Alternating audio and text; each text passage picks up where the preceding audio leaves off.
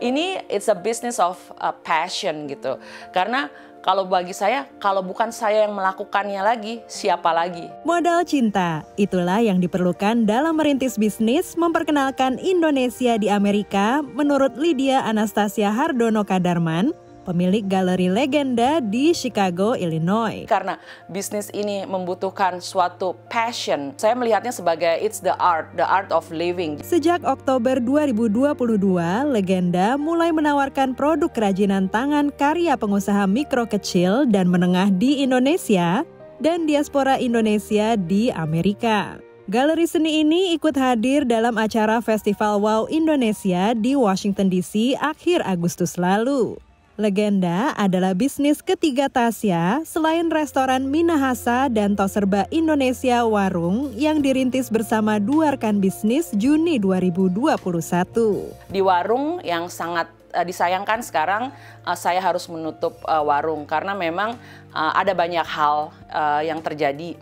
Tapi kalau menurut saya dari tiga bisnis saya tersebut itu, kalau kita mau bisnis sendiri, kita bisa maju bisnis sendiri, melakukan sendiri semuanya.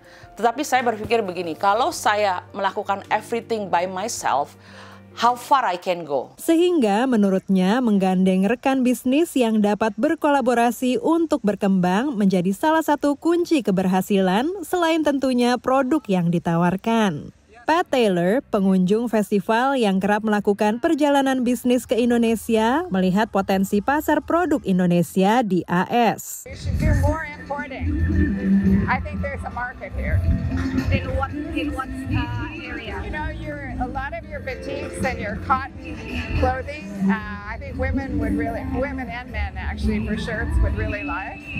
And I don't know that much, but the coffee is very good also. Ini dibenarkan Vivid Coffee, pemilik 2DC Coffee di Washington DC, yang berhasil mempertahankan bisnisnya melalui masa pandemi. Menurutnya, produk apapun dari Indonesia sepanjang ada elemen kemanusiaannya akan dapat diterima oleh publik Amerika. Karena Indonesia itu unik, Indonesia itu langka, dan Indonesia itu sebenarnya jika paketnya itu dibuat cantik, dibuat sebuah approach yang human, itu pasti kejual. Whatever comes from the heart, touch the heart. Once they know the story, they feel connected to the products. Dan it's make them easier to buy. Menurut Tasya dan Vivid dibutuhkan kerangka berpikir, kesiapan mental, serta modal tentunya untuk memperkenalkan produk Indonesia di Amerika.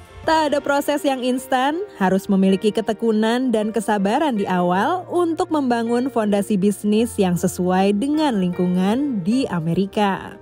Dari Washington DC, Dania Iman, Nia Iman Santoso, VOA.